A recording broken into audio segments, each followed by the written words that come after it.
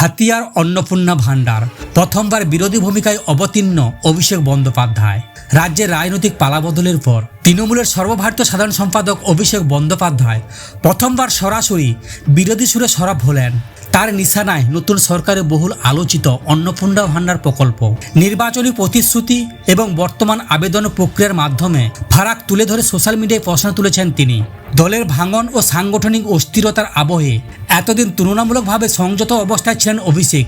তবে অন্নপূর্ণা ভান্ডার প্রকল্পকে কেন্দ্র করে এবার তিনি সরাসরি রাজনৈতিক আক্রমণের পথ বেছে নিয়েছেন। নিজের সোশ্যাল মিডিয়া হ্যান্ডেলে একটি পোস্ট শেয়ার করে তিনি লেখেন, ভোটের প্রথম প্রতিশ্রুতি, ভোটের পর শুধুই স্মৃতি। অভিষেকের পোস্টে যে ছবিটি ব্যবহার করা হয়েছে সেখানে নির্বাচনের আগে প্রচারিত একটি কার্ডে মাসিক ৩,০০০ টাকা আর্থিক সহায়তার প্রতিশ্রুতি উল্লেখ রয়েছে। সেই পোস্টের মাধ্যমে তৃণমূলের তরফে ইঙ্গিত করা হয়েছে ভোটের আগে দেওয়া প্রতিশ্রুতি এবং ভোটের পর বাস্তব পরিস্থিতির মধ্যে ব্যবধান তৈরি হয়েছে। একই ইস্যুতে ফেসবুকে দীর্ঘ পোস্ট করে তৃণমূলের বিধায়ক কুণাল ঘোষ তিনি দাবি করেন, নির্বাচনের আগে বহু মহিলার হাতে একটি সরল আবেদনপত্র তুলে দিয়ে বলা হয়েছিল সরকার গঠিত হলে মাসে ৩,০০০ টাকা করে আর্থিক সহায়তা দেওয়া হবে। এখন নতুন করে ১২ পাতার আবেদনপত্র পূরণের প্রয়োজনীয়তা নিয়ে প্রশ্ন তোলেন তিনি।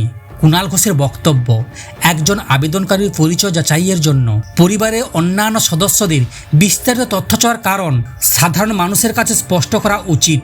ওনার মতে তথ্য সংগ্রহের উদ্দেশ্য সম্পর্কে স্বচ্ছ ব্যাখ্যা দেওয়া প্রয়োজন, যাতে আবেদনকারীদের মধ্যে কোনো সংশয় না থাকে।